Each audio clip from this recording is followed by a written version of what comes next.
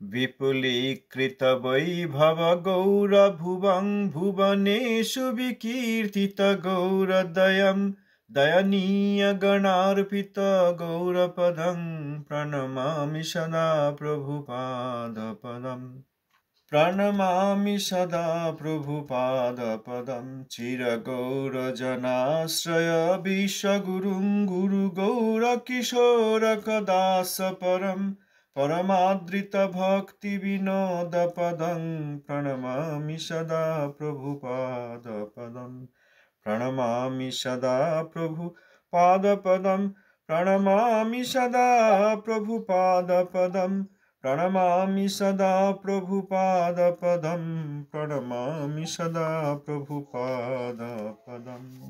जगद्गुरु प्रभुपाद शिला भक्ति सिद्धांत सरस्वती गोस्वामी ठाकुर जी की जय। पतित पावन शिल गुरु महाराज जी की जय। दशवतस्तन आचार्य वैष्णव वैष्णवबिंद की जय। भजानंदी और समागत भक्तबिंद की जय। श्री शिला प्रभुपादेर बक्तृतावली तृतीय खंड श्री बलदेव प्रसंग পরবর্তী অংশ। বসুদেবে প্রকটিত বাসুদেব অধঃসজ বস্তু। মনসা এই পদ হতে আমরা বুঝিতে পারি যে ভক্তি ব্যতীত তার কাছে পৌঁছানো যায় না। কেউ বলতে পারেন, আমি সর্বশ্রেষ্ঠ রাসায়নিক, পৃথিবীর মধ্যে সর্বশ্রেষ্ঠ তার্কিক, আমি সমস্ত দর্শন অধ্যয়ন করে ফেলেছি, আমি কেন বাসুদেবকে বুঝব না? যারা আমাদের মতো সুখে লালিত পালিত হয় নাই, আমাদের ন্যায় রাসায়নিক ল্যাবরেটরিতে বা গবেষণাগারে প্রবেশ করে নাই, আমাদের মতো তর্কশাস্ত্র পড়ে নাই, তারা বুঝতে পারবে আর আমরা বুঝতে পারবো না। কিন্তু বাসুদেব অধঃসজ বস্তু। তিনি নদীর জল নন, গাছের ফল নন, বা এই রকম রক্তমাংসের শরীরধারী নায়ক নায়িকা নন। তিনি নিজকে নিজে না জানালে কেউ তাকে জানতে পারে না। এই শক্তিটা তিনি স্বয়ং তার নিজ হাতে রেখে দিয়েছেন। যে বস্তুকে চোখ কান দিয়ে বুঝে নিতে পারা যায় সেই জিনিস তিনি নন। বাহ্য জগতের পরমাণুবাদ প্রভৃতির ন্যায় তাকে যদি বিচার গবেষণা বিশ্লেষণ দ্বারা বুঝে নিতে পারা যেত, তবে তিনি বাহ্য জগতেরই অন্যতম বস্তু হতেন। বাহ্য বিষয়ের অভিজ্ঞান হতে যে জ্ঞান উদিত হয়, সেই জ্ঞান দ্বারা যে বস্তুটি বুঝা যাবে তিনি ভগবান নন, ভোগের বস্তু মাত্র। যাহারা ভগবত ভক্তিকে কর্মরাজ্যের একটি প্রকারভেদ মাত্র মনে করেন, তাঁরা অক্ষজ জ্ঞানে প্রতারিত হয়ে প্রকৃত প্রস্তাবে ভগবান যে বস্তু, সত্য যে বস্তু, তা গ্রহণ করতে পারেন না। অধঃসজ বস্তু শ্রীকৃষ্ণকে নমস্কার করা আবশ্যক। আনুগত্য ধর্ম দ্বারা তাকে বোঝা যায়। কেবল অনুকরণ বৃত্তি ত্যাগ করে যদি মহাজনের পথ গ্রহণ করি, তার অনুসরণ করি, তবেই মঙ্গল হবে। ভগবানকে খাজাঞ্চি করতে চেষ্টা করলে আমাদের কখনো মঙ্গল হবে না। যেদিন খাজাঞ্চি আমার মনের মতো জিনিসগুলি জোগাতে না পারবে, সেই দিনই তাকে বরখাস্ত করব। এরূপ বিচার হতেই নাস্তিক্যবাদ উপস্থিত হয়। স্পষ্ট ভাষায় লেখা বলা আছে। বিষয়ে কারোর কিছু বলার প্রশ্ন আছে কি, বা কিছু বলার আছে কি? অধঃসজ, we discussed the other day. অধঃসজ, অক্ষজ, অক্ষ means চোখ বা ইন্দ্রিয়, চক্ষু আদি ইন্দ্রিয়, the senses including the eyes. অক্ষ জ, জ means জন্ম, অর্থাৎ ইন্দ্রিয় থেকে যাদের জন্ম হয়। ইন্দ্রিয় থেকে কার জন্ম হয়? অভিজ্ঞতার, এক্সপিরিয়েন্স বা জ্ঞান, অক্ষজ। আর অধঃসজ মানে যা ইন্দ্রিয়ের অতীত, বিয়ন্ড সেন্স পারসেপশন, অধঃসজ।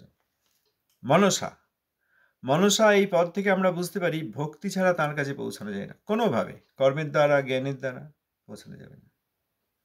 ত্যাগের দ্বারা, ব্রহ্মচর্যের দ্বারা, সন্ন্যাসের দ্বারা, ভোগের দ্বারা, যোগের দ্বারা, সাধারণ যোগের দ্বারা পৌঁছানো যাবে না, কেবল ভক্তির দ্বারা। কেউ বলতে পারেন, এই জগতে যাদের খুব সুনাম আছে, যে আমি এরকম কেমিস্ট, কেমিক্যাল ল্যাবরেটরিতে অনেক রিসার্চ আদি করেছি, আমি কেমিস্ট। কেউ বলতে পারেন আমি তার্কিক, অর্থাৎ ভালো যুক্তি বুঝি, লজিক ভালো বুঝি, ভালো যুক্তি দিতে পারি, আমি অনেক দর্শন, সমস্ত দর্শন পড়ে ফেলেছি, আমি বাসুদেবকে বুঝবো না কেন, ভগবানকে কেন বুঝবো না, বলতে পারেন কেউ। আর তাঁরা বৈষ্ণবদের দিকে অঙ্গুলি নির্দেশ করতে পারেন, বৈষ্ণবদের সম্বন্ধে বলতে পারেন যে যারা আমাদের মতো সুখে লালিত পালিত হয়নি, যারা কেমিস্ট্রি ল্যাবরেটরিতে গেছেন বা সমস্ত দর্শন পড়ে নিয়েছেন, তারা নিশ্চয়ই সুখী ব্যক্তি। ধন সম্পত্তি, খাওয়া দাওয়া, বস্ত্র, বাসস্থান এসব নিয়ে তাদের চিন্তা নেই, সেই জন্য তারা কোনো না কোনোভাবে এই সুযোগগুলি পেয়ে পৌঁছাতে পেরেছেন। বা প্রথমে হয়তো অসুবিধা ছিল, কিন্তু পরবর্তীকালে ব্যবস্থা করে ঠিক অনেক কষ্টের কর্মের দ্বারা সহ্য করে তারা এইসব জায়গায় পৌঁছে গেছেন, এখন সুবিধায় আছেন, সুখে লালিত পালিত হয়েছেন। আর বৈষ্ণব অধিকাংশ ক্ষেত্রেই তারা বাহ্যত দিন দরিদ্র হয়ে থাকেন, অকিঞ্চন বলে। তাহলে যারা সুখে লালিত পালিত হয় নাই, তারা মনে করেন বৈষ্ণবরা বোধহয় এইরকম, বৈষ্ণবেরা বোধহয় এইরকম, সুখে লালিত পালিত হয় নাই, কিছু নাই, বৃক্ষের নিচে থাকে, এরকম। তারা রাসায়নিক ল্যাবরেটরিতে যায়নি, তারা তর্কশাস্ত্র পড়ে নেই, দর্শনশাস্ত্র পড়ে নেই, তারা বুঝতে পারছে ভগবান বাসুদেবকে আমরা বুঝতে পারবো না। তারা যদি পারে, আমরা পারবো না, আমরা তো আরো ভালো পড়াশোনা করেছি, সব দর্শন জানি। এইটা তাদের মত। এই আধ্যাত্মিক, অধ্যক্ষ ভাব, আধ্যাত্মিক মানে আমাদের এই জগতের জ্ঞান আছে, খুব জ্ঞানী আমরা, এই ধারণা। প্রভুপাদ শ্রী সরস্বতী ঠাকুর বলছেন, কিন্তু বাসুদেব অধোক্ষজ বস্তু, এই অক্ষজ অর্থাৎ ইন্দ্রিয়জ জ্ঞান অভিজ্ঞতায় তাকে পাওয়া যায় না, ইন্দ্রিয়জ জ্ঞান অভিজ্ঞতার দ্বারা তার কাছে পৌঁছানো যায়। তিনি নদীর জল নন যে মেপে নেব বা জলের বিশ্লেষণ করে নেব। জল কি দিয়ে তৈরি? হাইড্রোজেন, অক্সিজেন দিয়ে তৈরি। জলের তারল্য ধর্ম, জলের গতি, fluid dynamics, viscosity, surface tension, এইসব দিয়ে জলকে মেপে নেওয়া যায়। জলের একটা সব আছে, ঘনত্ব কত, জলের অণুপরমাণু কি রকম, জলের ভিসকোসিটির একটা ধর্ম আছে, জলের মধ্যে সারফেস টেনশন আছে, নদীর জলের মধ্যে প্রবাহ আছে, শক্তি আছে। নদীর জল নন, গাছের ফল নন, বা এইরকম রক্ত মাংসের শরীরধারী নায়ক নায়িকা নন, রক্ত মাংসের শরীরধারী আমাদের মতো নন, আমরা তাই মনে করি। সব সহজিয়ার দল, কেউ রাধারানীর নাম গাইতে বলছে, কেউ এটা করছে, কেউ ওটা করছে, কিন্তু তাদের এই ধারণা সব রক্ত মাংসের শরীরধারী ধারণা।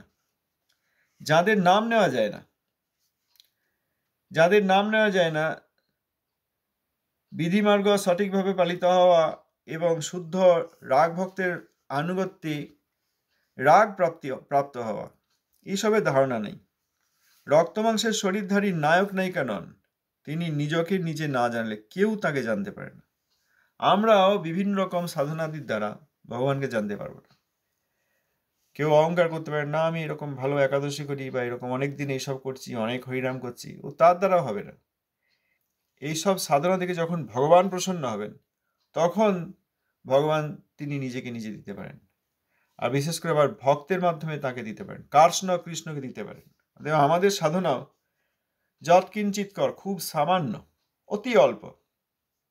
অনেক সময় দেখা যায় আমি এরকম করি, আমি এরকম করি, তা ঠিক আছে, কিন্তু ভগবানকে পাওয়ার জন্য যা করা দরকার, আমার সাধনা তার কাছে কিছুই নেই, নগণ্য, করেই না, কিছুই হয় না। শুদ্ধ ভক্তের এই ধারণা যে আমি আর কি, আমার মধ্যে প্রীতিই নেই ভগবানের জন্য। কিন্তু ওই শুরুতে কনিষ্ঠ অধিকার বা এইরকম অনেকে মনে করেন আমি এরকম করি, আমি এরকম বলি, অনেকের সঙ্গে কথা বলে দেখা যায় এরকম। ও বলে লাভ নেই, আমি যাই করি ভগবান এত বড় যে আমার সাধনা দিয়ে তাকে পাওয়া যাবে না। তবে আমার এই চেষ্টা দেখে, আগ্রহ দেখে যদি কৃষ্ণ খুশি হন, কৃষ্ণ ভক্ত খুশি হন, প্রসন্ন হন, তখন তিনি কৃষ্ণকে দিতে পারেন। আমরা প্রভুপাদের এই যে গ্রন্থ পড়ার চেষ্টা করছি, বেশিরভাগই বুঝতে পারছি না, আমাদের ধারণা নেই। তবুও প্রভুপাদ হচ্ছেন কৃষ্ণ শ্রেষ্ঠ। কৃষ্ণ মানে কৃষ্ণের ভক্ত, বৈষ্ণব মানে বিষ্ণুর ভক্ত। সাধারণ ক্ষেত্রে সব বিষ্ণুর সব রূপ রস ধামের ভক্তকেই বৈষ্ণব বলা হয়। রামচন্দ্রের ভক্তকেও বৈষ্ণব বলা যায়, কারণ রামচন্দ্র আর বিষ্ণু কোনো পার্থক্য নেই, তিনি বিষ্ণুই, কৃষ্ণও বিষ্ণুই। কিন্তু সেখানে সেই জন্য জেনারেলাইজ করে ইন জেনারেল সবাইকেই বৈষ্ণব বলা হয়, বিষ্ণু ভক্ত বলে। বিষ্ণুর বিভিন্ন রূপ, বিভিন্ন রসে বিষ্ণুর সেবা করা যায়, বিভিন্ন ধামে, সে পৃথক কথা। সেক্ষেত্রে কৃষ্ণের ভক্তকে কৃষ্ণ বলা যায়, আর মহাদেবীর ভক্তকে গৌড়ীয় বলা হয়। প্রভুপাদ স্বয়ং বলেছেন উপদেশামৃতে। কিন্তু জেনারেলাইজ টার্মে সবাইকেই, সাধারণ ক্ষেত্রে সবাইকেই বৈষ্ণবই বলা হয়। বৈষ্ণব ভগবান বিষ্ণুকে দিতে পারেন। প্রভুপাদের এরকম এই যে বক্তৃতা আমরা পড়ার চেষ্টা করছি, প্রভুপাদ হেন কৃষ্ণচন্দ্রের এইরকম অন্তরঙ্গতম প্রিয়তম পার্ষদ, তিনি যদি আমাদের আগ্রহ দেখেন, তাহলে আমরা বাধ্যত কিছু না বুঝলেও, আমাদের কিছু না হলেও, দিনহীন হয়ে যদি আমরা তাঁর এবং তাঁর অনুগত, তাঁর শিষ্য আদি, ভজনানন্দী আদি তাঁদের শরণ গ্রহণ করতে পারি, তাহলে আমাদের আগ্রহ দেখে তিনি দিতে পারেন। আমরা বলতে পারি না যে আমি খুব ভালো একাদশী করি, বা আমি অনেক সঙ্গে হরিনাম করি, বা এরকম অনেক দিন করি, বা আমার খুব ধারণা আছে, বা আমি এসব চেষ্টা করছি। এসব বলে কোনো লাভ নেই। এগুলি যৎকিঞ্চিৎ কর আমাদেরকে বুঝতে, আমি কিছুই করি না, আমি বরং অসুবিধা করি, ভজনে অনেকের অসুবিধা করেছি, এইসব বুঝে আমাদেরকে দিনহীন হতে হবে। কিন্তু আগ্রহ দেখে প্রভুপাদ দিতে পারেন। আমাদের সাধনা কখনোই আমাদেরকে ভগবান দিতে পারে না। আমরাও বদ্ধজীব, সাধারণ জীব, এত সাধনা করতে পারে না যে ভগবানকে পেতে পারে। প্রভুপাদ এই জন্য বলছেন যে তিনি নিজকে নিজে না জানালে কেউ তাকে জানতে পারে না। এই শক্তিটা তিনি স্বয়ং তাঁর নিজ হাতে রেখে দিয়েছেন।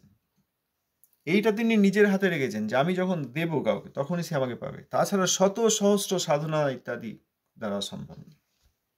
আর ভগবান নিজকে আরেক জায়গায় প্রভুপাদ বলেছেন যে স্বয়ং নারায়ণও যদি নিজেকে দিয়ে দেন, তাহলেও তার দেওয়া কিছু বাকি থাকে।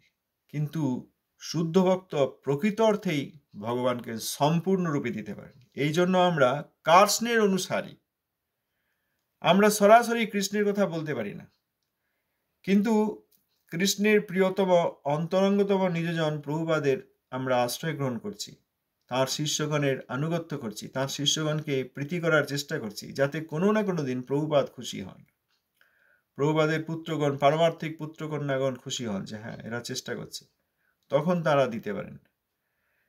অতএব এ শক্তিটা তিনি স্বয়ং তাঁর নিজ হাতে রেখে দিয়েছেন। তিনি নিজকে নিজে না জানালে কেউ তাকে জানতে পারে না। এ শক্তিটা তিনি স্বয়ং তাঁর নিজ হাতে রেখে দিয়েছেন। যে জিনিসকে চোখ দিয়ে দেখা যায়, কান দিয়ে শোনা যায়, সব ইন্দ্রিয় দিয়ে অনুভব করা যায়, সেইটি ভগবান নন। এ আমাদের বুঝতে হবে। ভগবান কোনো প্রাকৃত বস্তু নন। প্রাকৃত অপ্রাকৃত ধারণা প্রথম প্রয়োজন।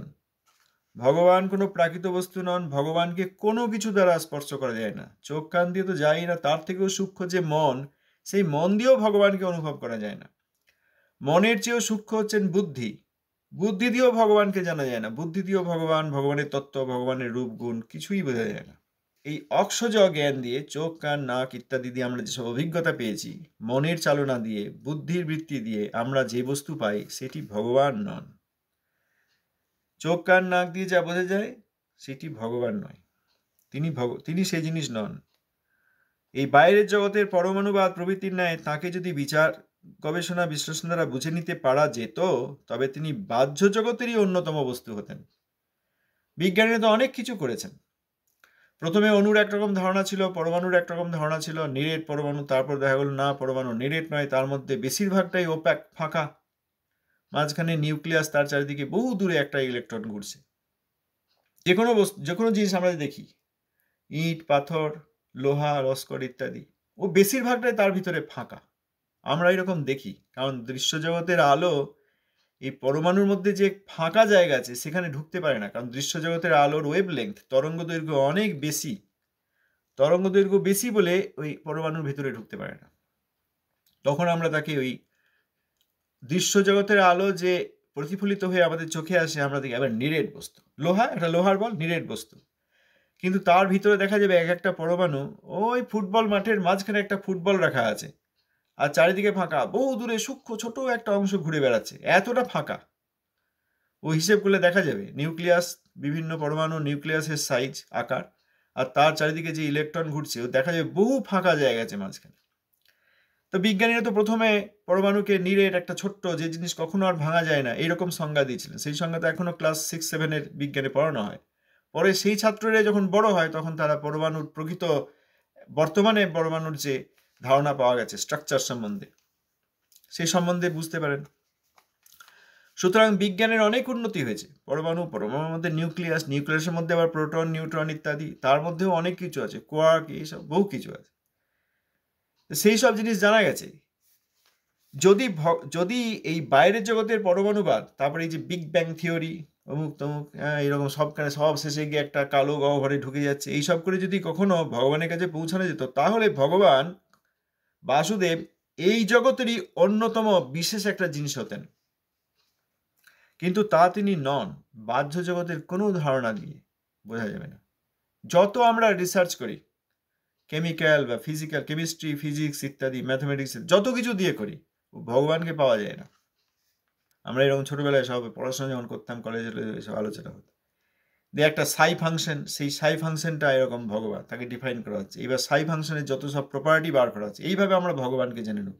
একটা ক্লাবে যেতাম, আমাদের ছিল সাইবাদের নামে ক্লাব, সেখানে গিয়েও তারা বলতো এরকম একটা ইনস্টিটিউট হয়েছে, সেখানে আমরা এই আত্মা সম্বন্ধে রিসার্চ করছি, আত্মা সম্বন্ধে রিসার্চ করছি, একদিন আত্মাকে পাওয়া যাবে। যেমন একদিন এক্স রে পাওয়া গিয়েছিল, গ্যামা রে পাওয়া গিয়েছিল, ওই রকম সূক্ষ্ম বস্তু আত্মাকেও আমরা এরকম ধরে ফেলবো।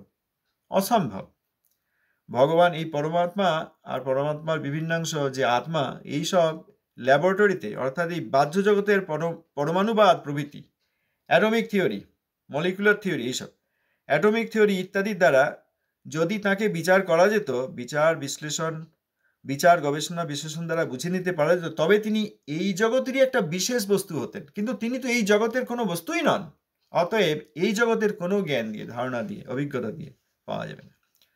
প্রভুপাদ বলছেন, বাহ্য বিষয়ের অভিজ্ঞান হতে যে জ্ঞান উদিত হয়, সেই জ্ঞান দ্বারা যে বস্তুটি বোঝা যাবে তিনি ভগবান নন কোনোভাবে। এই ব্ল্যাক বডি রেডিয়েশন, তারপর বিগ ব্যাং থিওরি ইত্যাদি, ওই তো রেডিয়েশন তো মোটামুটি প্রথম দিকের চ্যাপ্টার মডার্ন ফিজিক্সের। আধুনিক পদার্থবিজ্ঞানের প্রথম দিকে হচ্ছে রেডিয়েশন, বিকিরণ। সেখান থেকে শুরু করে এখন বিগ ব্যাং থিওরি, অমুক বহু থিওরি দেওয়া হয়েছে, কিন্তু এই সবের কোনো কিছু দ্বারা যা বোঝা যাবে সেটি ভগবান নয়। সেটি কোনো না কোনোভাবে ভোগের বস্তু, আমাদের এই ইন্দ্রিয়েরই ভোগের বস্তু। ইন্দ্রিয়ের জ্ঞান দ্বারা যা পাওয়া যাবে সেটা ইন্দ্রিয়েরই ভোগের বস্তু পাওয়া যাবে। जी श्रीमद् भागवत गीता में अर्जुन जी को दिव्य चक्षु देते हैं ना श्री कृष्ण चंद्र जी उनको देखने के लिए, नाउ दिव्य चक्षु देते हैं ना अर्जुन जी को।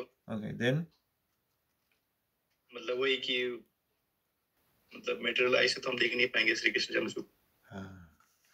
বিষয়টা এরকম, অর্জুনও ভগবানেরই এক বিশেষ পার্ষদ।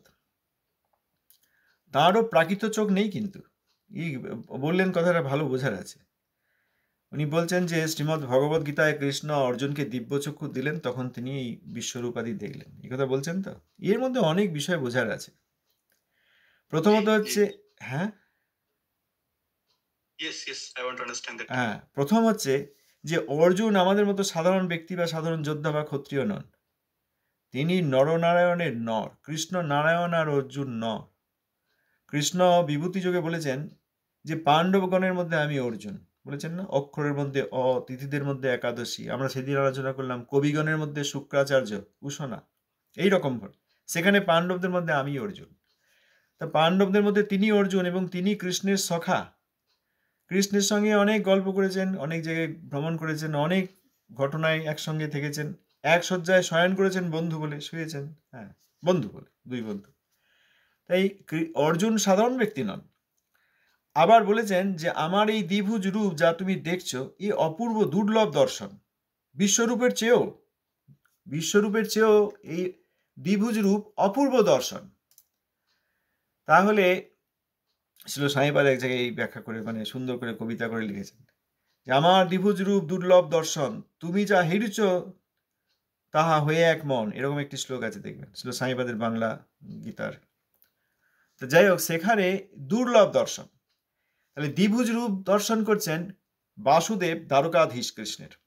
এই দ্বিভুজ রূপ হচ্ছে কৃষ্ণেরই স্বয়ং প্রকাশের বৈভব প্রকাশ। ব্রজরাজতনয় কৃষ্ণের বৈভব প্রকাশ হচ্ছেন দ্বিভুজ রূপ বাসুদেব। আবার কখনো কখনো দ্বারকায় কৃষ্ণ চতুর্ভুজ রূপ ধারণ করেন, দ্বারকায়, সেইটি হচ্ছে প্রাভব বিলাস। তাহলে প্রথমে স্বয়ং প্রকাশ কৃষ্ণের বৈভব থেকে বৈভব প্রকাশ থেকে দ্বিভুজ বাসুদেব। আবার দ্বিভুজ বাসুদেবের অবতার রূপে আর এক রূপে তিনি প্রাভব বিলাস। আর বিশ্বরূপ এক বিশেষ বিভূতি দর্শন। তাহলে এই দ্বিভুজ রূপ বাসুদেব তিনি বৈভব প্রকাশ। চতুর্ভুজ বাসুদেবের চেয়েও দ্বিভুজ বাসুদেবের রসগত বৈচিত্র্য অনেক বেশি, রসগত বৈচিত্র্য অনেক বেশি। অতএব দ্বিভুজ দ্বারকাধীশকে যিনি দেখছেন তার চোখ প্রাকৃত নয়, এটা তো বুঝতে হবে নাকি? এই যে কৃষ্ণ দ্বিভুজ রূপকে দেখছেন, এ তো আর প্রাকৃত রূপে দেখছেন না অর্জুন। তবুও বিভূতি তার যে বিশ্বরূপ, এইটার জন্য একটা বিশেষ তিনি ক্ষমতা দিলেন। এ এক অচিন্ত ভেদাভেদ সিদ্ধান্ত। সেখানে অর্জুনের চোখ অপ্রাকৃত, কিন্তু একটা বিশেষ সময়ের জন্য তিনি বিশ্বরূপও দর্শন করালেন। কিন্তু বিশ্বরূপের চেয়ে দ্বিভুজ রূপের যে রসগত বৈচিত্র্য অনেক বেশি। তাহলে যে রূপের রসগত বৈচিত্র্য বেশি সেই রূপ দেখছেন প্রাকৃত চোখে, তা তো আর হয় না। এটা এইরকম যে কারোর বাবা সিইও, প্রাকৃত উদাহরণ দিলে একটু বোঝা যাবে, যদিও ভগবানকে কোনো প্রাকৃত উদাহরণ দিয়ে বোঝা যায় না, তবুও আমরা যেহেতু প্রাকৃত ছাড়া কিছু বুঝি না। ধরুন কারোর বাবা সিইও, বাড়িতে বাবা খুব খেলাধুলো করছে, পিঠে হচ্ছে, কাঁধে উঠছে, বাবা সেখানে অনেক সময় খালি গায়েও রয়েছে, বাড়ির মধ্যে রয়েছে না, একসঙ্গে স্নান করছে, হ্যাঁ ঠিক আছে। এইবার ভালো জামা কাপড় পরিয়ে সুন্দর করে সাজিয়ে, বাবা ভালো করে সেজেছে, টাই ফাই পরেছে, স্যুট বুট পরেছে, দিয়ে তার যে বিরাট কোম্পানি আছে সেখানকার তিনি সিইও, একবারে প্রধান মানে চেয়ারম্যান, সেইখানে বাচ্চাকে নিয়ে যাচ্ছে, দেখ এই তোর বাবা এরকম, এই আমাদের এই বিরাট কোম্পানি, সেখানকার তিনি সিইও। নিয়ে গেল হাতে ধরে, ছেলেও সেখানে টাই ফাই পরে আবার সুন্দর সেজে গুজে গেছে। এইটা একটা ঐশ্বর্য দর্শন, যে বাবা সেখানে সিইও বা চেয়ারম্যান, বাবার বিরাট কোম্পানি, বিরাট ঐশ্বর্য, বিরাট বিজনেস, অনেক যত এমপ্লয়ি সব কোনো না কোনোভাবে বাবারই অধীন। তাহলে একটা বিশেষ দিন তিনি ছেলেকে নিয়ে গেলেন, কোম্পানির সব দেখালেন। আর বাড়িতে তিনি বাবা হিসেবে দেখেন কোনটায় মাধুর্য বেশি? বাড়িতে, সেখানে বাবা হিসেবে পায়, কাঁধে উঠতে পারে, কোলে উঠতে পারে, গল্প করতে পারে, একসঙ্গে শুতে পারে, কোলে নিতে পারে। কিন্তু কোম্পানিতে টাই বুট পড়ে গেছে, সেখানে সব দেখাচ্ছে, সেখানে ওইসব করছে না, সেখানে দেখাচ্ছে এই দেখা এখানে এই হয় এইসব লোক, বিভিন্ন লোক এসে স্যালিউট করছে, গুড মর্নিং বলছে, হ্যালো বলছে, হ্যান্ডশেক করছে না? তো এই ব্যাপারটা সেই রকম, বাড়িতে মাধুর্য বেশি, বাইরে কোম্পানিতে এসে ঐশ্বর্য, কিন্তু একদিন ছেলেকে নিয়ে গেলেন, দিয়ে ঐশ্বর্য দেখিয়ে দিলেন। এই দ্বিভুজ বাসুদেব কৃষ্ণের স্বয়ং প্রকাশের বৈভব প্রকাশ, তাকে সবসময় অর্জুন ভক্তি চোখেই দেখছেন, সখা হিসেবে দেখছেন, সখ্যরস তাদের মধ্যে, গৌরব সখ্য। আর এখন একটা দিব্য দৃষ্টি দিলেন, বিশেষ দৃষ্টি দিয়ে ঐশ্বর্য দেখিয়ে দিলেন। বোঝা গেল ব্যাপারটা এবার? তাহলে অর্জুনের দর্শন কিন্তু প্রাকৃত দর্শন নয়, দিব্য দৃষ্টি দিয়ে তিনি ঐশ্বর্য দেখালেন ঠিকই, আর দিব্য দৃষ্টি আক্ষরিক অর্থে দিব্য দৃষ্টি না দিয়ে তিনি যা দেখছেন সবসময়, বা যে রসে কৃষ্ণের সঙ্গে ভাবের আদান প্রদান হচ্ছে, সেইটি গৌরব সখ্য রস, সেইটি এর চেয়ে অনেক উপরে। আরো অনেকে এই দুর্যোধনের ওখানেও অনেকে বিশ্বরূপ দেখেছিলেন। ভগবান যাকে যাকে ইচ্ছা করছেন তাকে তাকে দেখিয়েছেন, ধৃতরাষ্ট্রকেও দেখিয়েছিলেন। ধৃতরাষ্ট্র হৃদয় এরকম ভেবেছিলেন যে সবাই এরকম অবাক হয়ে যাচ্ছে, তুমি এরকম বিশ্বরূপ দেখাচ্ছ, আমি তো অন্ধ, দেখতে পাচ্ছি না, আমার চোখটা একবার ঠিক করে দাও কিছুক্ষণের জন্য, আমি দেখে নিই একবার, আবার আমাকে অন্ধ করে দিও। কৃষ্ণ তখন তাকে বুঝিয়ে দিলেন হৃদয়ে যে আমাকে দেখার জন্য তোমার এই অন্ধ চোখকে ভালো করার দরকার নেই, আমি ইচ্ছা করলেই তুমি আমাকে দেখতে পাবে। এই যে বললেন, এখানে প্রভুপাদ বললেন, তিনি নিজকে নিজে না জানালে কেউ তাকে জানতে পারে না, এই শক্তিটা তিনি স্বয়ং তার নিজ হাতে রেখে দিয়েছেন। যখনই ভগবান ইচ্ছা করলেন যে ধৃতরাষ্ট্র দেখুক, ও তাঁর আর এই প্রাকৃত চোখ খোলারও দরকার হলো না, অন্ধই থাকলেন, কিন্তু তিনি বিশ্বরূপকে দেখলেন। আচ্ছা, সময় হয়েই এসছে প্রায়, এখনো এই পরিস্থিতি কিছুটা বাকি আছে, আমরা আবার আগামীকাল এইখানটা পড়ব। ভগবান ভোগের বস্তু নেই, যে আগে একদিন কে বলছিলেন যে ভতে ভূ, মানে আবার গতে গগন, মায়াবাদের ধারণা মিলছে, প্রভুপাদের কথার সঙ্গে মিলছে। আর এদিকে দেখা যাবে আমরা সব তিলক সেবা করে দীক্ষা নিয়ে একবারে খুব জেনে গিয়েছি, এইসব বিভিন্ন জায়গায় মায়াবাদী আর সহজিয়াদের সঙ্গ করে, ও দেখলেই দেখা যাবে। হ্যাঁ, বিভিন্ন রঙের কাপড় চোপড় পরা, কপালে একদম পুরো রস তিলক মাটি কি সব লাগানো, আর হরিভক্তির সঙ্গে কোনো সম্বন্ধ নাই। মহাপ্রভু না জানালে যারা রাধারানীকে জানতে পারতেন না, সেই রকম ব্যক্তি মহাপ্রভুকে স্বীকার না করে, মহাপ্রভুর আশ্রয় না নিয়ে রাধারানীর নাম করছে, এরকমও দেখা যায়। এইসব জায়গায় সব যাচ্ছে অনেক লোকে, ভুল ধারণাকে ভুল ধারণা বলতেই হবে না। ধন্যবাদ, প্রণাম, জয় প্রভু।